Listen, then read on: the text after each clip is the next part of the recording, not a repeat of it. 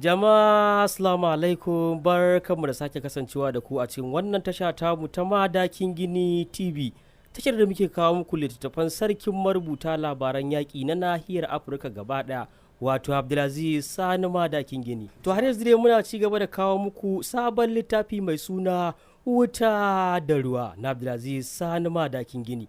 Suna na dan Malam Babura, ku yi mana subscribe, ku yi like, ku taba alamar ƙararrawa domin sanar da ku da zarar mun ɗora shiri a kan lokaci. Mun gode. Jira shi. Sai da kowa ya fice daga cikin ɗakin walimar ya rage saura Gimbiya da Sarauniya kaɗai a tsaye, duk sun yi shiru kowannensu na kallon ƙasa.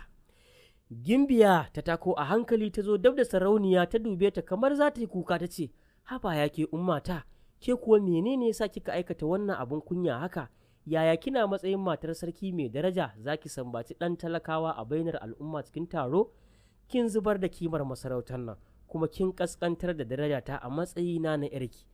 Sa'ad da Gimbiya ta zo nan a cikin zancenta, sai Sarauniya ta yi murmushi a gare ta ce, ya ke yata, haƙiƙa na yi kuskure da farko, domin kuwa kishi ne yasa na aikata hakan bisa ganin yadda mahaifinki ya ƙura wa 'yar uwan wannan saurayi idanu yana yi mata kallon sha'awa.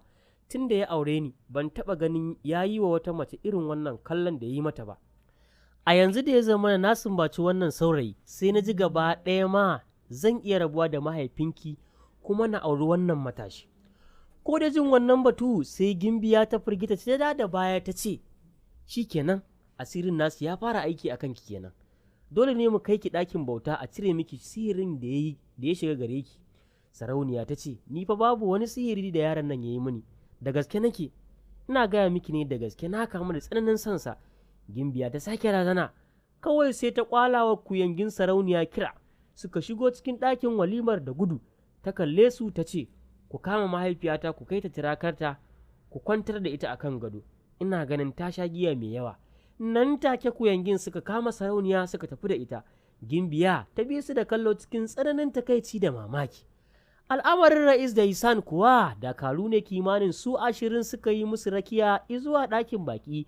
Suna shiga cikin ɗakin sai aka kulle su a ciki. Dakarun suka tsaya a ƙofar ɗakin.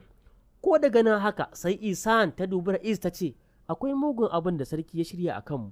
An kulle mu a cikin wannan ɗakin, kaga kenan so ake a cutar da mu. Ra'is ya yi murmushi ya ce, kin sani cewa idan so muke mu fita daga nan yanzu nan ko daƙiƙa ɗaya ba za mu ɓata ba. Yanzu zan bar ki a nan, na je na yi wannan abin da muka shirya. Kada ki ji tsoron komai, kawai ki riƙe addu'a. Isan ta ce, ba matsala ɗan uwana, Allah yana tare da mu. Tana gama faɗin hakan, sai ya daka tsalle sama tamkar daga cikin baka aka harbo shi. Ya fasa rufin ɗakin ya fice fit, ya ƙara lulukawa cikin sararin samaniya, kai ka ce shi tsuntsu ne mai fuka-fiki. Lokacin da dakarun da ke kofar ɗakin baƙi suka jiyo ƙarar fashewar rufin ɗakin, sai suka yi sauri suka buɗe kofar ɗakin suka shiga ciki da gudu. Suna shiga sai suka ga Isan ita kaɗai a zaune, suka ɗaga kawunansu sama suka ga rufi a fashe sai suka ɗimauce. Ɗaya daga cikinsu ya dubi Isan ya ce, wani irin aljani ne ya zo ya ɗauki ɗan uwanki? Isan ta ƙyalƙyale da dariya ta ce, ɗan uwana ya fi aljani abin mamaki, duk irin neman da za ku yi masa ba za ku gan shi ba. Ko da jin haka sai dakarun suka fice da sauri suka sake rufe Isan a cikin ɗakin. Sannan ɗaya daga cikinsu ya ɗauko ƙaho ya busa. Faruwar hakan ke da wuya, sai dakaru da yawa suka rika fitowa daga ɗakuna daban-daban na gidan sarautar ɗauke da makamai suka kama dube-dube lungu da saƙo. A daidai wannan lokaci ne shugaban dakarun tsaro na gidan sarautar ya taho zuwa ƙofar ɗakin da aka tsare Isan, ya dubi dakarun da ya busa ƙaho ya ce, menene yasa ka busa ƙaho? Badakaran ya ce, ɗan uwan mafatakiya ne ya fasa saman ɗakin nan ya fice, kuma an neme shi an rasa. Ko da jin haka sai shugaban dakaru ya juya da baya da gudu ya nufi wani ɓangare daban na gidan sarautar.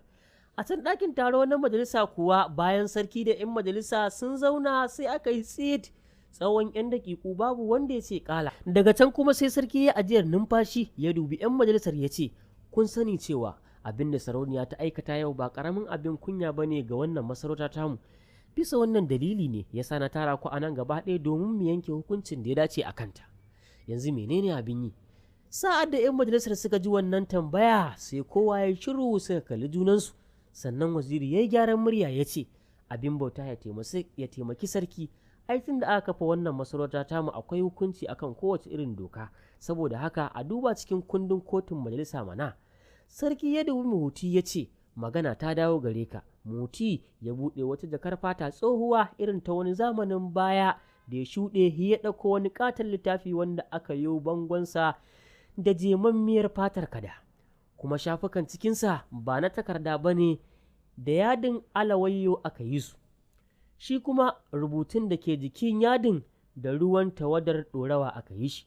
Muhuti ya fara buɗe shafukan wannan littafi wanda sun fi guda 1000, har ya zo kan wani shafi sannan ya tsaya yana karanta shafin.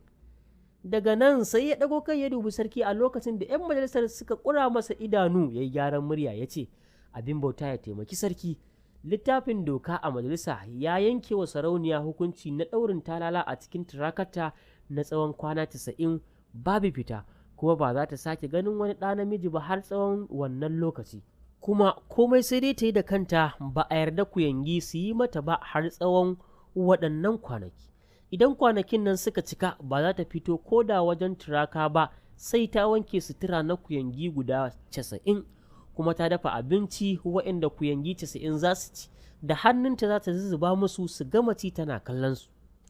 Sa'ad da Muhuti ya gama karanta wannan doka sai sarki ya yi farin ciki, domin ya tabbatar da cewa an yi maganin sarauniya Zadisa, ba za ta sake marmarin aikata irin wannan abin kunya ba saboda zafin kishinta. Nan take yasa aka kirawo jakadiya aka rubuta wannan hukunci aka bata, aka ce ta je ta karanta wa sarauniya shi. Jakadiya ta karɓi hukuncin bisa wata doguwar takarda, ta juya ta fice daga cikin ɗakin taron, sannan sarki ya miƙe ya fita. Sauran 'yan majalisar ma suka miƙe suka rinka fita ɗaya bayan ɗaya, ya rage saura waziri da sarkin yaƙi kaɗai a zaune a cikin ɗakin taron. Ga dukkan alamu dai dama sun tsaya ne suna so su tattauna. Sarkin yaƙi ya miƙe tsaye daga inda yake zaune, ya dawo inda waziri yake zaune, ya dube shi cikin murmushi ya ce, ya kai abokina, yanzu fa ga dama mun samu ta cika burinmu a wannan masarauta. Waziri ya yi murmushi ya ce, kwarai kuwa wannan ba ƙaramar babbar dama ba ce muka samu, amma inda matsalar take babu ta yadda za mu iya ganawa da sarauniya a sirrance, tunda za a tsare ta ne a cikin turakarta har tsawon kwana 90. Waziri ya yi murmushi ya ce, haba sarkin yaƙi, shin ka manta kowa ce sarauniya ne? Ka manta da tsohuwar alaƙar da take tsakanina da ita kafin ta zama matar sarki? To ina tabbatar maka da cewa ita idaniyar ruwa ce, babu wanda ya isa ya toshe mata hanya, ba za ta iya jure a tsare ta tsawon kwana 90 ba a cikin turakarta, kuma ba za ta lamunci wannan wulaƙanci da za a yi mata ba na barinta ta yi komai da kanta, alhalin tun da ta zo duniya ko cokali ba ta taɓa wankewa ba da hannunta, bare kuma a ce za ta dafa wa kuyangi 90 abinci da za su ci da hannunta ta rarraba musu. A cikin masarautar nan ta taso gaba da baya, ta gaji sarautar nan, a ƙa'ida ma ita ce ya kamata ta gaji karagar mulki ba karutul baras ba. Lokacin da waziri ya zo nan a bayaninsa sai sarkin yaƙi ya yi shiru yana nazarin al'amarin, sannan ya yi murmushi ya ce, tabbas ba za ta taɓa lamuntar wannan al'amari ba, ko ba za ta bi wannan doka da aka kafa mata ba. Dole ne ta yi wa masarauta tawaye, kuma hakan ne kaɗai damar da za ta cika mana tsohon burinmu na shekaru 20 da ya wuce a baya. Na sani cewa dole ne wannan karan sarauniya ta nemi haɗin kanmu domin kare nata mutuncin. Duk su biyun suka